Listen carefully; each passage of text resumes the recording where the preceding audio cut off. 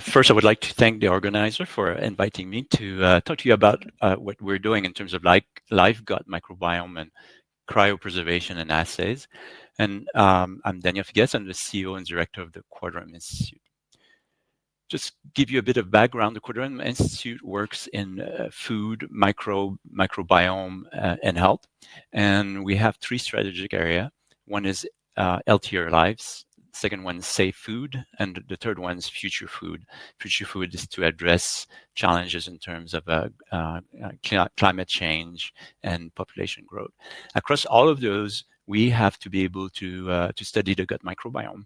And one of the challenges related to studying the gut microbiome has been the lack of assays. And a few years ago, my lab started to develop some microbiome assays to be able to do what would be done, like, for example, in drug development, where you would have preclinical assays in place instead of having to do studies in animal model initially. So what we put in place is the ability to collect live microbiome, and that's done at home. So we've developed a kit where we give individual a kit where they can use a kit at home to collect a stool sample. And that gets basically couriered to us. And when it gets couriered to us, we prep the microbiome, the stool, we extract the microbiome, and we prep it for cryopreservation. And just to give you an idea, we've been doing cryopreservation from sample from North America, and we're going to start doing some from the UK and Europe. And we've collected samples in Canada, in the US, and we've collected over 400 samples so far that are cryopreserved. And if you're interested, we're not just doing human, we've done also dogs, we've done pigs, and so on, farm animals, because there's an interest to develop assays for the microbiome of farm animals as well. Now, having the microbiome cryopreserved and being cryopreserved properly, what do we do with that? So we have a collection of live microbiome. In our case, we're working on human gut microbiome. And what we've developed is a 96 well plate microbiome assay. And what you see on this slide, I'm not sure if you can see the cursor, but every single well can be a different microbiome to which you add compounds. And those compounds can be drugs, they can be prebiotics, probiotics. We've done phage, you could do probiotic as well, and other compounds. And then we read out the effects of the compound on the microbiome, and the assay is done over 24 hours. So very similar to how the assays will be done in drug discovery, for example. And the readouts that we use are metagenomics, metaprobiomics, metabolomics, sometimes ELISA, or simply measuring changes in pH or redox. And we use this to do compound microbiome interaction studies and to do precision intervention trials. And if you're interested, we've published a few papers on this assay, and it's a very robust assay that can be used to study microbiome. And the microbiome, when it's put in the well, does not drift. So it remains very similar to the initial seed microbiome. And we've cryopreserved microbiome right now for over 7 years. And when we pull out the cryopreserved microbiome and we repeat the assay, it's nearly identical. I'll give you a few examples. So we did a study where we use 6 healthy adult microbiome. And this example, you can see the individual in color-coded. And in this example, I'm showing you the microbiome treated with DMSO, which is the control and the drug that is solubilized in DMSO. So the drug is triangle, the DMSO is circle. So the first drug I'm showing you is amlodipine, and it's a drug that is a calcium channel blocker. And you can see that when we treat 6 microbiome with that drug, there's very strong differences between the control DMSO and the treated. Second drug I can show you is the rapamycin. Again, rapamycin, what you see is much more individualized response. Some are very close to the control, some are a little more distant. And rapamycin is an inhibitor of mTOR. The third drug that I'm showing you is levetiracetam, which is, it's unclear, in fact, the mechanism of that drug, but it's used in epilepsy. And you can see that for most of the microbiome, if not all, there's not that much difference between the control and the drug treatments. So that means that we can identify changes that are very drug-specific using this assay. The fourth drug that I'm showing you is canagliflozin, and canagliflozin is an inhibitor of subtype 2 sodium glucose transport proteins. There again, you can see a very strong effect. Propranolol that many people use, which is a beta blocker. Propranolol, you can see an effect on the microbiome. And finally, fluoxetine, which is selective serotonin reuptake inhibitor, you can see very strong effect. I put those there because you can really see that there are some drugs that target human proteins, such as calcium channels and SSRI, um, uh, the receptor for the transporter for serotonin, and they have similar effect in terms of profile and what's going on in microbiome, likely indicative that there are similarity in proteins, and the proteins in the microbiome can be affected by those drugs. I'm going to zoom in a little bit just to show you in this example. So here again, I'm showing you fluoxetine and the structure above, and next to it is duloxetine, and you can see the structure. So chemically, they are very different in structure. One is a SSRI, the other one is a SNRI. You can see that both have very strong effect.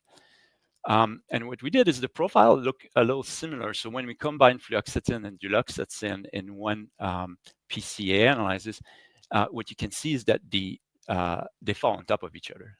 Basically, the square, the triangle are always together. So that points to likely targeting a similar protein within the gut microbiome, even though they have different structure. Both, for example, in human can target the serotonin transporter in the brain. So likely there are homologs in the microbiome that are being affected. So that means that compounds are not benign and on their effect on the gut microbiome, and we can see it by measuring individual responses. And some compounds have global effect across all individuals, whereas other compounds are very specific effects. Some individual respond, some don't. You can go even deeper if you're interested in mechanism study. So I'm showing you here the butyrate pathway and the effect of drugs that are SAC level 1, so drugs that are used for cardiovascular system. And if I look at the first enzyme here, which is butyryl-CoA dehydrogenase, and the drugs, you can see that some of the drugs highlighted in blue have an effect on the level of expression of that enzyme. It's being decreased. Similarly, for the acetyl dehydrogenase, you can see the two first drug decrease the level of that enzyme, and that's the enzyme responsible for acetylation.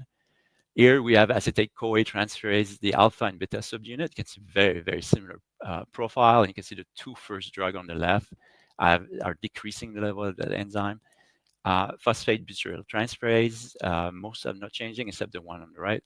And finally, butyrate kinase, which leads to production of butyrate.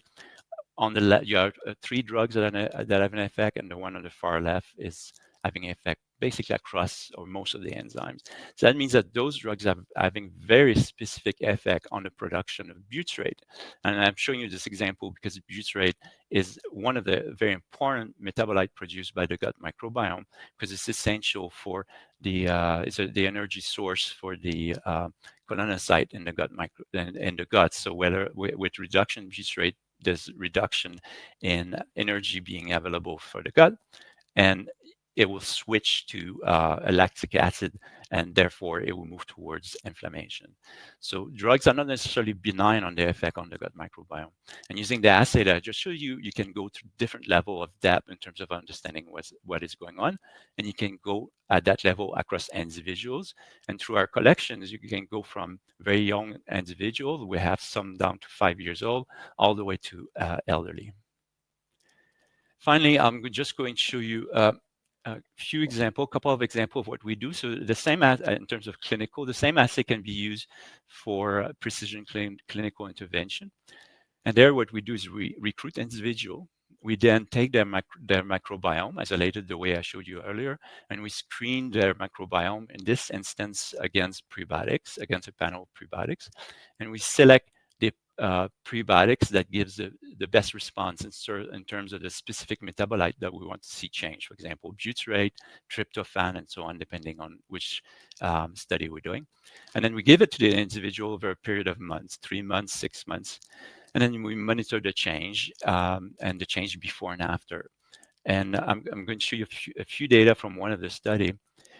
And here I'm showing you the fecal structuring fatty acid before and after intervention. And in our assay, we were predicting that acetate was going to increase. And when we treat participant 1, it's not significant, but nearly increased. The prebiotics doesn't change. We're predicting that butyrate will increase, drastic increase in butyrate in participant 1. Participant 2 is a control, no change. Propionate predicted increase, and so on. And finally, tryptophan and indole. Tryptophan, we were predicting that it would decrease. It did decrease in the participant 1, and in the control did not. And indole increased, and indole is a metabolite of tryptophan. It went up. And whereas in the placebo, there was a slight decrease in the indole. So therefore, we can predict the changes that are going to happen in the microbiome when we do an intervention using the RapidAIM assay. So it allows us to do precision microbiome intervention. Finally, based on what we're doing here at the Cryopreservation Institute, we're going to start doing live microbiome for preclinical and clinical studies, and it's called the Cryobiome. And this is going to be an international effort in terms of collecting and cryopreservation of live microbiome and ensuring standardization of assay across different sites and training capacity. This way, this will allow us to do larger scale microbiome studies, keeping the microbiomes where they were collected in the country or region of origin. And the only thing we'll have to do is ship the compound that we're interested to screen, and that will be done against standardized assay. So it makes it feasible to do microbiome assay across population, something that is very difficult to do right now. And that's it. I would like to thank you for your attention.